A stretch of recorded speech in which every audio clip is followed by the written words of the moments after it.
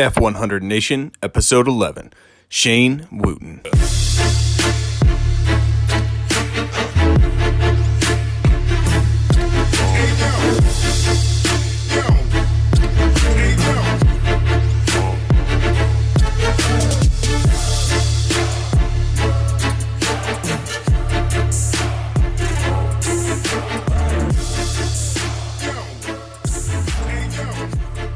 Hey, what's going on, everybody? Welcome back. Today, have a very special guest by the name of Shane Wooten. You guys have probably all seen him in and out of the vlogs on YouTube, but this guy is one of my favorite people out there. He has some great stories about why he loves old Ford trucks, what really drives his passion, and, you know, he's just a great guy. So we're going to hop right into the podcast here and hear his story. All right, man. What's going on? Just relaxing today, taking it easy, and get ready to hit it again tomorrow. So, heck yeah. Well, you know, I know these guys have seen you in and out of the videos and things like that, and just you know, I want them to kind of get a little backstory on who you are and, you know, what really, you know, drove you into the, you know, the Ford trucks and things like that. I know, you know, you own a number of them, and you have a cool collection of some different vehicles and things like that. So, I want to hear the story. So I guess I've always kind of been a car guy, just from the Hot Wheels days all the way through, you know. And so, I grew up on a potato farm here in Idaho, and my memories are working on like 10-wheeler trucks, and I'm 10 years old and crawling under there and pull the plugs out and change the oil and the differential and get everything ready to use for the year. And we also had we'd go and spray chemicals on other farmers' fields, and we had a kind of a sideline business that we did, and we'd spray grains, and we'd take 4-wheel drive pickups, and we'd put a 500-gallon tank in the back of them to mix chemicals in, and we had a 50-foot boom. Sometimes they were mounted on the front of the truck, sometimes they were mounted on the back, and so we'd use those trucks to go out and we'd fill them up, and you had to keep your ground speed the same. And as kids, we'd step out paces for 50 feet, so we knew how far, and then we'd just have to stand at different points throughout the field. So my dad would just line up on us and come cruising. You know, he'd use us for the markers, and then we'd go through and we'd spray the whole field, and he would run the trucks. So we'd spray till we run out and go fill it up and just keep going. And sometimes it would be like 3 weeks straight we'd be doing this. And so that was pretty hard on vehicles. I mean, you know, you put that much weight in the back of one of those trucks, and away you go. Plus, the chemicals are super hard on the metal, and, you know, just trash stuff. So we went through a lot of trucks. But we ended up with this. It was a 73 Highboy. It was green. You know, it's just that. We always thought it was ugly green, but, you know, now it's kind of grown on me a little bit. You thinking back and the memories of that truck. And still kind of pukey. Yeah. You know, it wasn't a true Highboy because it had an automatic transmission. So it wasn't a true Highboy, but it was a 3/4 ton 4-wheel drive pickup with the automatic in it. It had a 360 in that one. I remember that. And but I also remember having that truck going through the field, and all of a sudden you just hit this mud pocket, and you just look, and there's mud shooting 30 feet in the air behind the truck, and mud spraying out in front, and having that thing up to the floorboards, and they just, whoever was driving was just gunning it, trying to keep the ground speed the same. And it would just go through those mud bogs like It just, and, you know, and you kind of see the whole truck sink in, and then all of a sudden it just popped back out on the other side, and away to go. And it was always, you know, you're like, oh, that was pretty cool, you know, because you're just standing there all day in the sun, walking and counting how far you just walked, and you get to, you know, until they're about to run over you, you get to stand there and do it again. So that was the excitement for the day. And I can't say that I was partial to Fords, but we got this GMC that had a 454, and we bought it from my uncle, and it was all set up to pull a horse trailer, and he told us how it was just the, you know, it would be perfect for what we were doing. And so sure enough, we started running it, and it ran, you know, it handled it fine, but man, we always were fixing that thing. And it wasn't just, you know, the 454, you're always fixing it anyways, but it was always something was breaking, and it just, when we just go back to that so we had two of them set up, but the green one just worked. I mean, we didn't have to fight it or anything. So that was when I said, okay, these dent side trucks are something to this. They're durable. The guys that I know that like farm or hunt or that use their trucks, this is what they're using. And there's a reason. So from that point on, we had a pretty good, you know, we kind of were Ford people, and well, at least the trucks. We lived in a town where there was only a Chevy dealership. There's 1,500 people, and at that time it was the oldest Chevy dealership in the state. And the guys that ran it were longtime family friends. I was third generation to graduate from the same high school, so we'd lived there. You know, we were part of the community, and so we drove the Chevy cars, but the workhorses were always those Ford trucks that we had on the farm. So that's kind of where I got a love for the dent sides, and I always thought that Chevy made some cool stuff, but if we're gonna go beat the shit out of something, then it was gonna be a Ford truck, and they would keep going, you know, because it could take it. Yeah, it could take it, and it just took it and asked for more. Basically, is how I always felt. So a few years later, well, not a few years, a couple years later.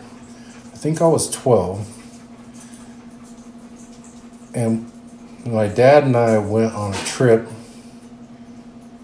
No, that's when we got Higgins. Was when we were on a trip in Montana, and we were in like an '83 Ford pickup, and 4-wheel drive, crappy weather, and it's been snowy the whole way, and we had to drive around Yellowstone to go to my uncle's. And that's where that truck, we called that truck Higgins. And that's where Higgins came from, was in northern Wyoming.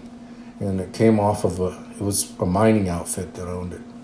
And we're cruising along, and we were in like that 83, and it was a half ton. It was kind of a piece of shit though, because I don't know what Ford did those years, but it just seemed like that frame was crap, and we fought that truck. It wasn't a very good truck, and maybe some people like those, but after that, I never really cared for that body style, just because we had a bad experience with that truck. At least I did. But we came up this hill, and the roads just had started to clear, so we popped it out of 4-wheel drive so we could go a little bit faster. And I remember we came up to the top of the hill, and this wind just blew us sideways. And we're on a freeway, and pretty soon the back of the truck's headed east, and oh no. So we flipped all the way around, put it up on its top, and then we were 3 days in a hotel trying to hitch a ride to my uncle's house. So then when we did get to my uncle's house, we found that truck, and I remember at that time, so I lived 300 miles from Idaho Falls, but we loaded the truck up on somebody's flatbed 10-wheeler truck and hauled it to Idaho Falls, and then we unloaded it, and my dad and I get in and we start heading home. So we got a 300-mile drive. So I'm 12 years old, and I remember my dad couldn't stay awake, and so he's like, all right, you drive. So I couldn't sleep. So I'm 12 years old, and I'm, brand new to us truck, and we're cruising down the freeway, and he's over there sleeping, and I'm just driving along. And so I've always been around him, I guess. But then after we had that one, I think 2 years, then we picked up another. We actually picked up a 73 Highboy, and because it had the standard transmission in it, it just didn't work so well for what we were doing with the spray. And so that one kind of became the farm truck that we used, and we would always hook these, we call them pipe trailers, and the pipe are 40 feet long, and we'd put there'd be 150 sticks of pipe on this trailer, and had Christmas trees that were stacked up, and we'd use that truck to pull those all over the, we farmed, it was about 60 miles from one end to the other. We just had little farms that we would rent and stuff, and so we would use those trucks to move the pipe, and then we'd use a tractor when we got to the field, and that's what we used that truck a lot for. But then every fall we'd go hunting in it. Well, when we bought it, my dad actually put it in my name and my mother's name, and so that's always been kind of my truck. Well, fast forward a few years, and I get into high school. My dad had studied in college to be actually a business teacher, and he'd always been interested in a business in town. So he bought a parts store, a Napa auto parts store, and I went to work there. And so as soon as I went to work there, I was like, all right. My mom would say, well, where are you going to go to college? I said, I'm not going to college unless I have a vehicle, because I'm not walking when I go to college. So we went back and forth a little bit, and she finally said, all right, go ahead, you can buy a car if you want that. So I bought a 66 Pontiac Tempest. And Nice. so that kind of changed my outlook, because, who wouldn't buy a 66 Pontiac Tempest for $600, Right? Yeah. And so I bought that, and it was more of a hot rod, and I kind of forgot about the truck for a while. So I went off to college and kind of did my thing, and in the meantime, I had a buddy that was going to Wyotech, and he did the auto body, and after he was done, I don't know if my brothers or my dad, but somebody, basically said, hey, why don't you fix Roscoe up, which was the 73 Highboy. And so he took the bed off and started doing all this body work, and got part of the way, and it got sidelined, and it just sat. So, it was another 10 years. It probably just sat there and nobody did anything. But in 1999, 2000, right in there, I was working in the parts store again. I'd finished college and engineer, got my engineering degree, worked as an engineer a few years, didn't have any money, sold my Pontiac, drove a 64 Chevy half-ton for a while with a 283. That was a cool truck. And sold it, and ended up working. I was actually managing 3 Napa auto parts stores at that time, and ended up back at home, working at the parts store and on the farm a little bit, and just doing some different things, kind of doing my own engineering projects. And didn't have any money, so I sold that Tempest, and I met a guy that was in town, actually working a construction job, building a bridge. And he'd done some auto body, and he knew what he was up to and what was going on. And he said, well, if you want to, in the evenings, if you want to work on this, I'll help you. You know, after I get off work, he said it'd be kind of fun. So we took Roscoe in, and I mean, we took it down to the frame and just kind of started over. And when we started over, I pulled the motor and had the motor rebuilt and put a transfer case so it wouldn't hum, and new bearings and everything, just rebuilt. So it just kind of started from the ground up. And you really just put some time and effort into the truck, and I still have it, you know, and I'll always have it. I thought about selling it about 3 years ago, and my dad says, you're not ever selling that truck. And I said, well, you're probably right. I should just hold on to it. And you know, it doesn't get a lot of miles on it, but if I need to use it, I just go out and it starts right up, and it's right there. It's there. It's still ready to go, you know. So that led into always being curious about dent sides and watching, and I have so there's 3 of us brothers.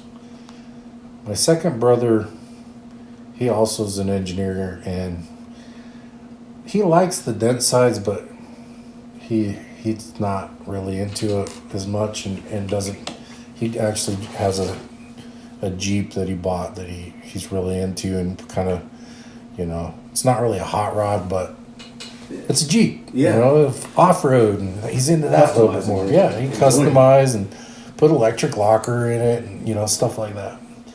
And then my youngest brother, I mean, I don't know how many dent sides that guy's owned, but him and I have a sickness. Like, we see a deal, we talk to each other, and one of us will, you know, he knows what I'm looking for, and I know what he's looking for, and if we see something, if it has a flatbed on it, 3/4 ton, 4-wheel drive, it's his, you know, kind of thing. If I can get a deal on it, that truck's going to his, and he uses it for ranching and farming, and, you know, just, and that's what he prefers.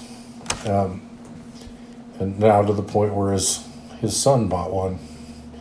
But he picked up a 77 air-conditioned cab, you know, an air-conditioned truck, and just a truck that Grandpa probably had a camper on, and, you know, it's just a really clean truck, and that's what he's driving.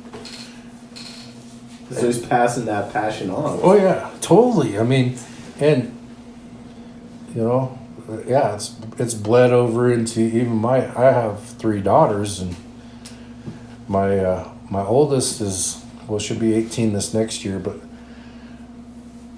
when I was still working at the parts store, I was always like horse trading, and matter of fact, in 2005 when I moved to Shelley, I had 35 vehicles.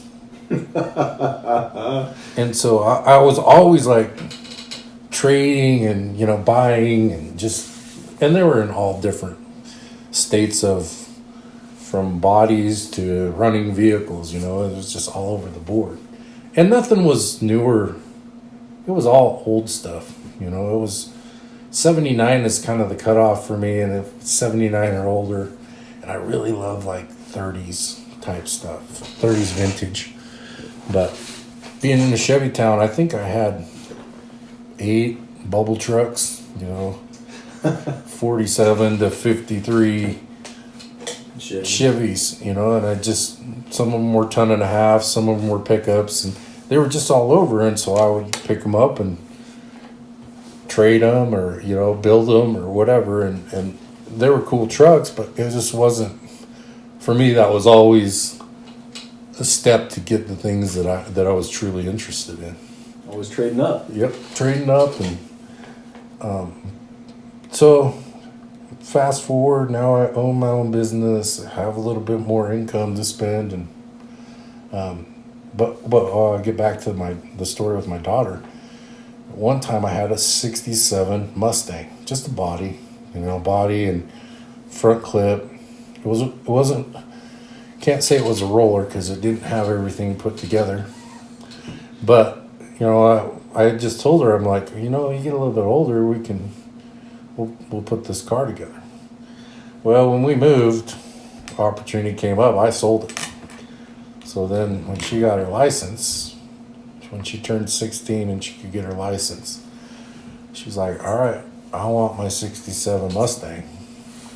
And honestly, like Ford cars, I hadn't had a lot of good luck with, but it was like family cars that we drove.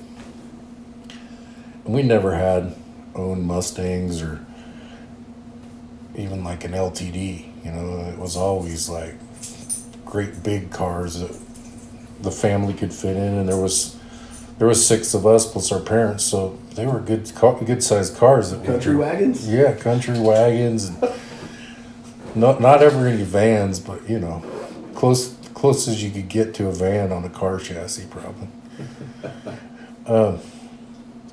But she just said, I want my 67 Mustang. And so I was like, well, we'll see what we can do. And so I started looking, and I actually took her up to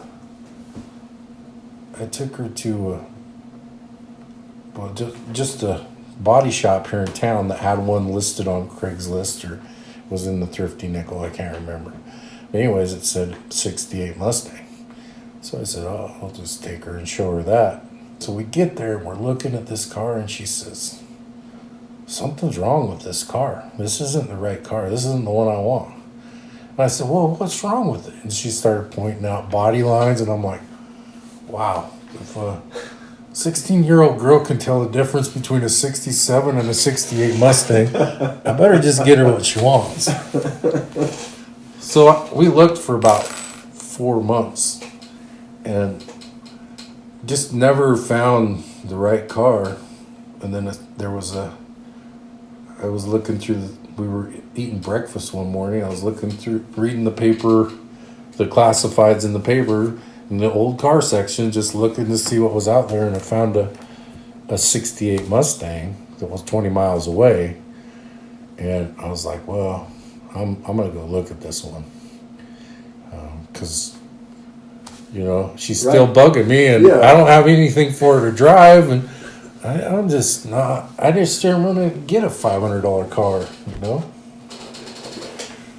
I just didn't want to buy a little grocery getter that just didn't have any class. Because I think about all the different vehicles I drove to high school, and one of my favorites was probably a 51 Dodge pickup that the brakes didn't work. It was fun, and people a lot of my friends still remember those, just the different vehicles that we drove to school, because it was always something different. And so went and looked at this car, and honestly, I just felt like I could buy that car, and he was selling it to me for $3,000 less than I could turn around and flip it for. So I was definitely interested. Took her out to look at it, and she fell in love with it. So we picked it up, and so it kind of, so I guess I'm passing it on to my kids, to the point, the next one's 18 months younger, and she says, all right, well, you got Savannah, her car, where's mine? And I don't want a car, I want a truck. And I was like, I just bought a Mustang, and now we're going to go for a truck. So I just told her, I said, well, if you want a truck, let's go back. Let's go back to the farm and do some shopping and see what's around first before we get too carried away. So I took her over, and there was this 61 F100 that I don't know what I traded for it, but when I got it, it had a flatbed on it. There was no fuel tank. Somebody pulled the fuel tank out of behind the seat. And I think the guy that had it worked at a body shop, because the interior looked pretty cool. He had these flames painted on the door panels, and it was just kind of interesting, But the outside was just primer. and a couple spots, there's a 1/4 inch of Bondo flaking off. And I had, when I got it, I had it sitting there, and I was out helping somebody clean up or something, and I came across a truck bed off of a 56 pickup short box. So it fit right on that truck, and I said, well, I'll give you $50 for that bed if you'll sell it to me. And it was an older lady, and she's like, yeah, if you can use it, I'll sell it to you for $50. So Perfect. So I just set it on that truck, and her and I are out. I had it for sale for a little while, and one of the high school kids I knew, he would come over and get the keys, and he'd go ride it around a little bit, and he ran it out of oil and threw a rod, so it was kind of roached, and I just parked it and forgot about it.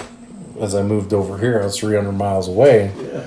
So we pull up, and the truck had been sitting there, and somebody left the hood open. The wind caught it and pushed it up, so it was all folded. And she says, "That's the truck I want right there." And I thought, well, I don't even have to buy that one from anybody. That's my truck. Perfect. So we loaded it on the trailer, and we brought it back here. And I had been, at that time, I was looking a lot on the internet and seeing what people were doing now. And the Crown Victoria swap was pretty interesting to me.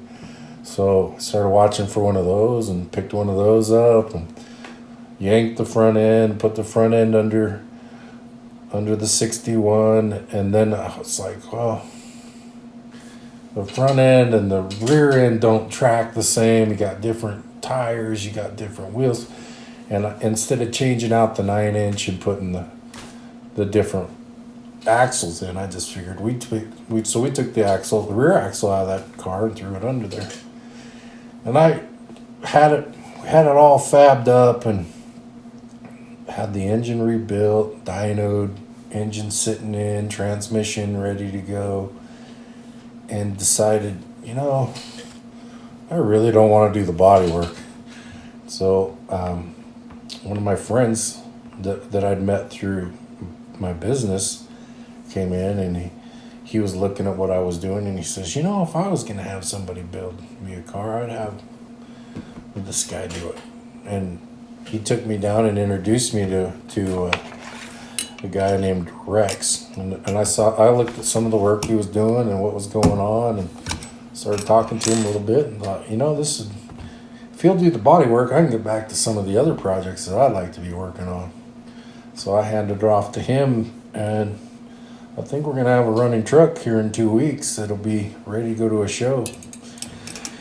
So you'll have to watch, because I'm sure it'll show up on Instagram and stuff when we get it rolling. Oh yeah. But I just think every 15-year-old kid needs to be driving a $30,000 truck to high school.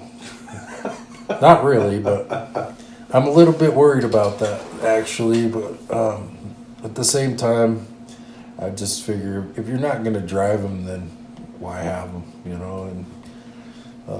And honestly, I'd rather see my kids driving something that's old and cool, and people respect that. I think we still live in a community where people are, if you can take something and fix it up and make it, that's just as cool or cooler than buying something new, having something new. So, and honestly, they're easier to fix, in my opinion. I mean, you can fix them, and they are worth fixing, instead of, oh, well, you wrecked that one, and we're just going to total it out, and here's you some insurance money, now go buy a replacement. So Plus, they get a chance to make some memories in it. yeah, and that's what it's about for me. Is I remember laying under the truck, and my dad telling me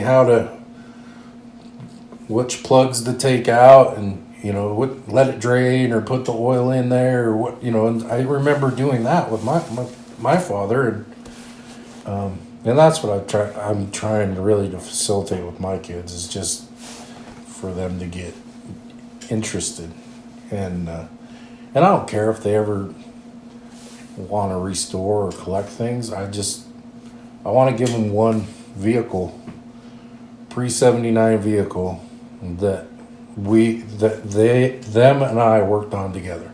And what they do with it from there is up to them. But at the same time, if they go to school and they start life and they're too busy, then I'll hold on to them for them. I'll drive them a little bit and keep them tuned up, and then they get a little bit further in life and can afford the time and the space to have them and be able to drive them, then they can have them back. So I don't know. That's pretty awesome. I mean, yeah, just to have that opportunity, and then that's something they'll always remember. Not only the cool memories of getting to drive the vehicle and enjoy it, but the fact that they got to work on it with you, just like you were saying, you got to enjoy that with your dad. So, I mean, that's invaluable, I think. I mean, and the Mustang's awesome, and the 61 is going to be crazy beautiful. Yeah, I mean, really, really cool. I respect that a lot. So now that I've got, well, actually I have three daughters, as I mentioned earlier. So the oldest has the 68 Mustang. The next one has the 61 F100. And the third one, she's 8 right now. But last year I bought a pair of 79 short box dent sides. And one was 2-wheel drive and one was 4-wheel drive. 4-wheel drive, the previous owner had started doing. They decided they were going to restore it, so they pulled the motor, and the 351 was sitting in the back of the truck, and we hauled them back here to the shop, and I thought, well, maybe I'll pull that 2-wheel drive out and just see if we can get it running and I can sell it or whatever. So I brought it into the shop and started tinkering with it, and actually didn't work very long in pouring fuel down the carb. I got it to fire and run for just a second before it ran out of fuel.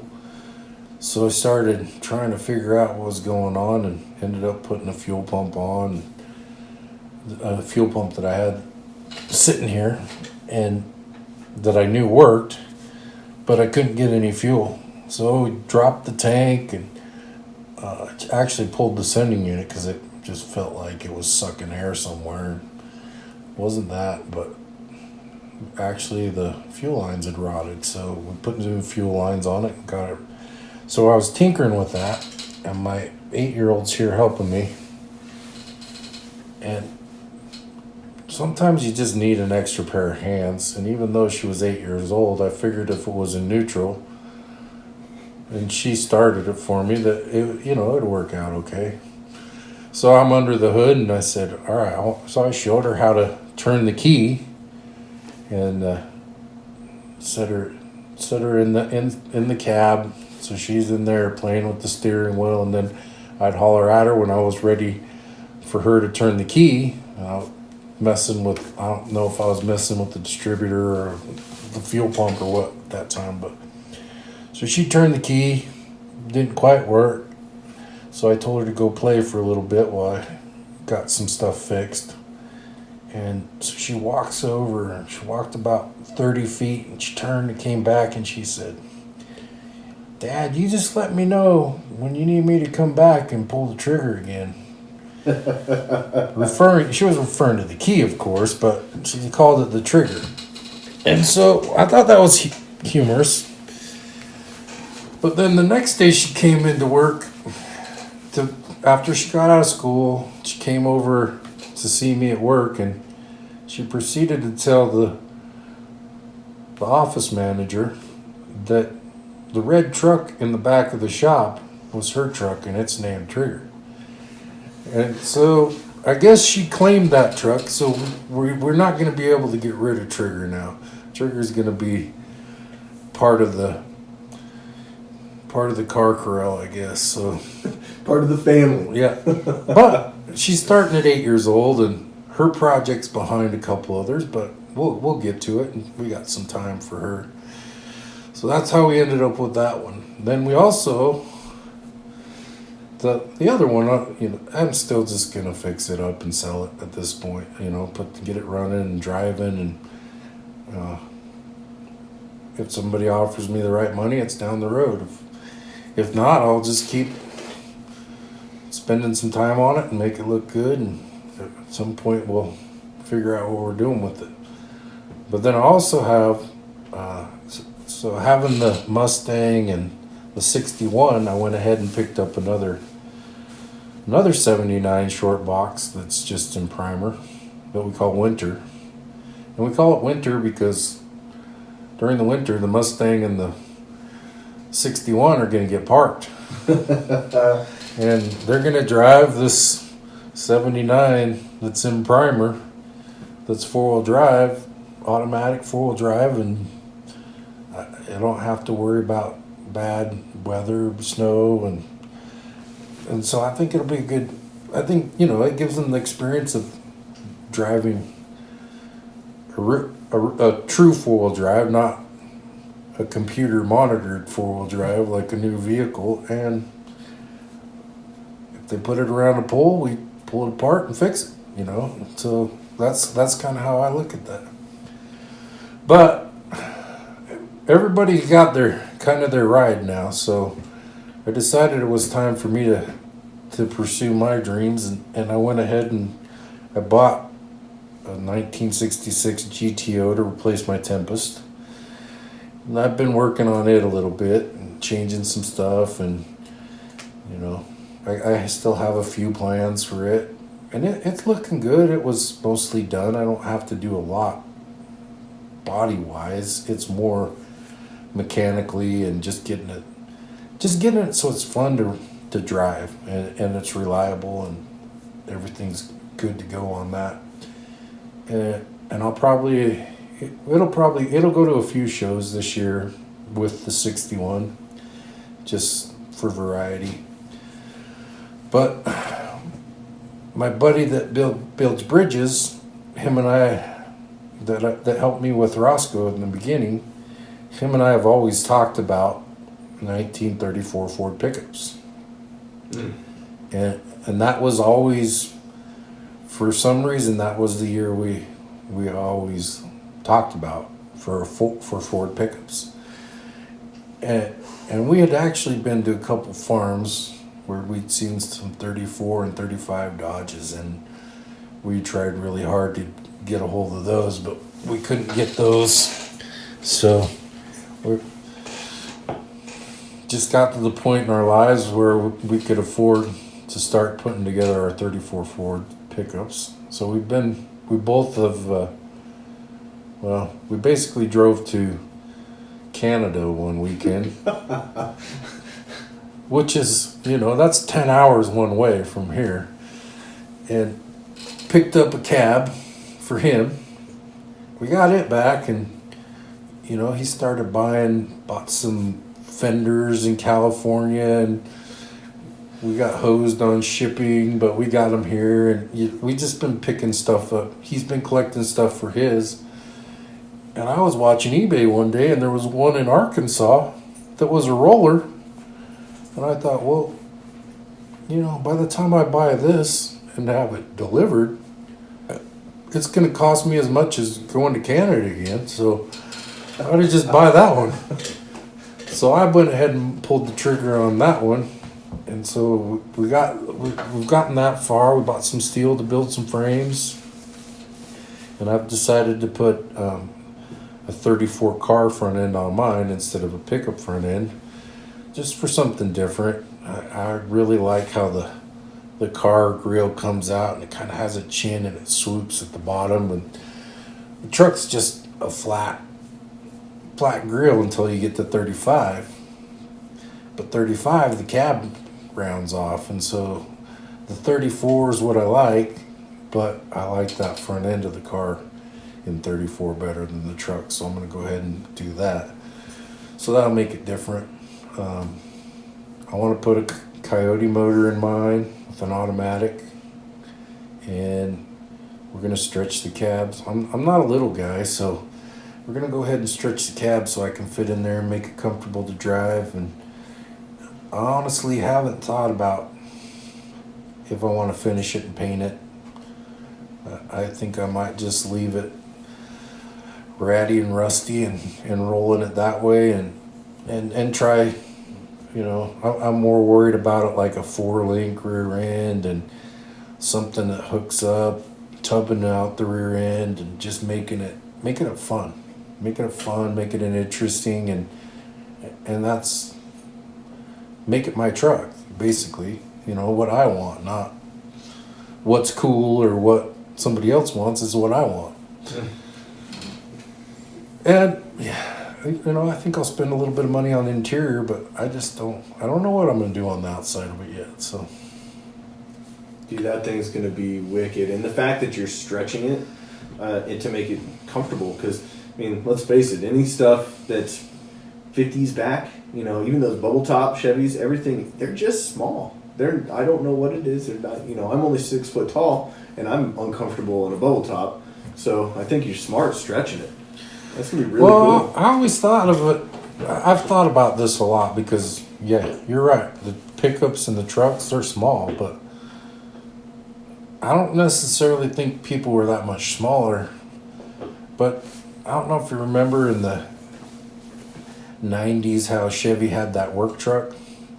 That's kind of reminiscent to what these really were. They were work vehicles. That's what they were designed. They were designed to haul stuff and to farm with and utilitarian. Yeah, exactly.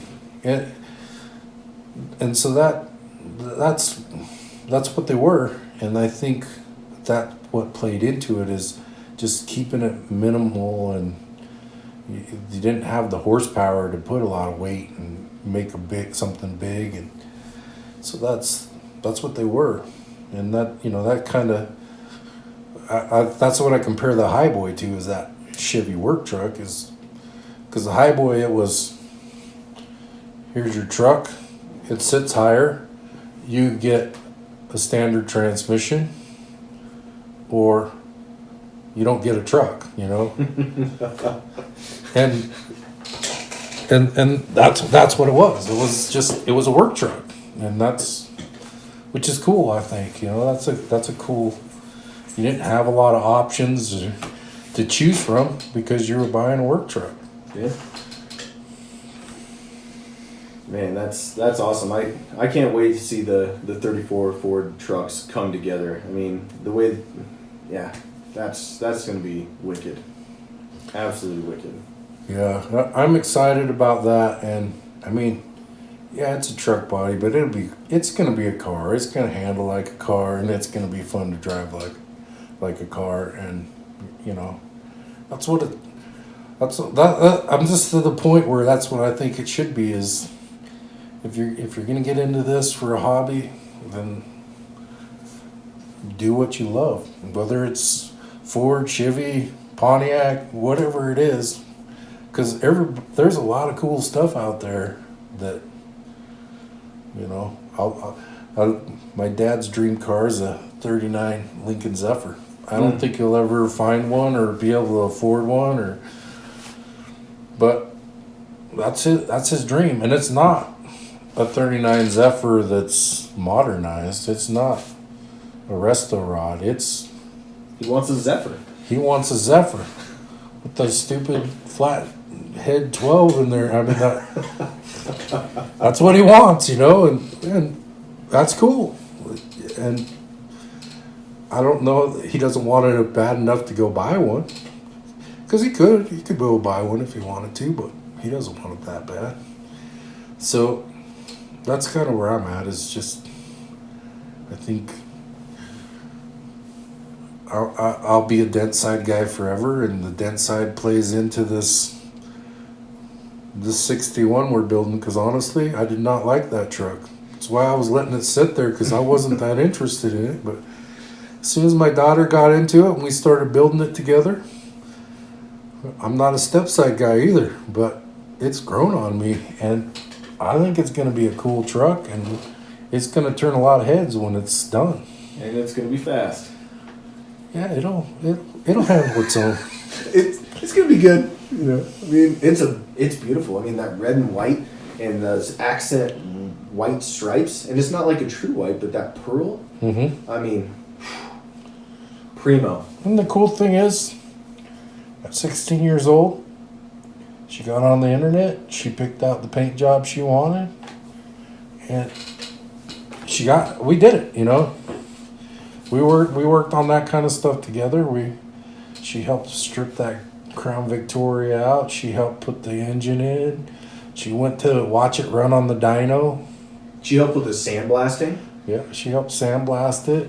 I mean, she put her fair share of work into that. Well, I wouldn't go that far. She's definitely spoiled, but I mean, there was a lot of nights when she sat and did her homework next to me while I was turning wrenches and putting her truck together. But she was there with me where her truck wasn't getting put together. And so, you know, and that gave her she might not have been doing the work, but when something came up and we needed to make a decision, she was involved in that decision. Even if she said, well, what do you think? Yeah. And she did what I wanted or what I thought. She got to, you know, if she would have said, oh, I don't want to do it that way, then we wouldn't have done it that way. And so so she takes ownership. And that's the cool thing. And I think that's my other hobby's fly fishing, and we're doing everything we can to get new blood and younger kids into that sport. But I think it's the same way with automobiles, you know. If the next generation doesn't like what we like, it's more stuff headed to the crusher, you know. And once this stuff's gone, it's gone. Yeah. Well, I think it's important. I mean, extremely important. Well, even though she wasn't actually turning the wrenches necessarily while you were, she was there. Yep. And she'll remember that. And you were, you know, keeping her on track by doing homework. So that's cool. Man, I really appreciate you taking the time out of the day to sit down and chat with me and, you know, let these guys hear your story and what, you know, kind of drives you to enjoy vehicles and do what you do. I mean, it's awesome. Thank you. Oh, no problem. I appreciate you putting the podcast together, and I think it's great to build a community of people that share an interest, and you know, it becomes a network, and we don't have to all be professionals, right? But we can get together and we can learn from each other, and I don't know all the answers, but you know, I like to do things my way, and I like to think about things and do it different than I've seen it done, just because I have different tools available to me. I have an engineering background. I can change things, you know, and I'm not afraid to cut into something, and I know we can put it back together. It might not be the same as it was. It probably won't be the same as it was, but that's part of the fun. It's either bigger, better, faster, or stronger. One of those. So that's the way it goes. Yeah. Well, that's what's fun. Yeah, and it's always, you got to experiment and see what you like. Well, it's definitely been a good time, and I've learned a lot just by hanging out with you, and you've given me a lot of direction on the projects that I've done so far. I mean, a ton. I've learned a ton from you.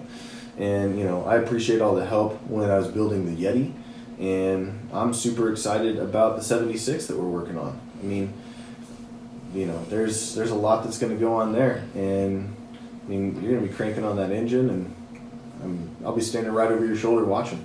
So it's pretty exciting. Yeah, and I don't know now. I'm excited about that too. I'm kind of getting that small block fever. I've always had a lot of love for the FEs, and Trigger has a 302 in it. So, but the Mustang has a 289. We put a 351 Windsor in the 61, and the 302, and with the turbos and superchargers and pro charger that are available today. I'm really excited about this kind of stuff and what you can do with those little engines. It's cool, the technology that we have today to be able to do different things. I can't thank Shane enough for taking the time to sit down with me and, share his story about all the different trucks that he's had in his lifetime and that have really pushed his passion. He's an extremely knowledgeable guy and just an overall great person. Very, very thankful to have had the opportunity to sit down and talk. So I hope you guys enjoyed today's episode, and we'll catch you next time.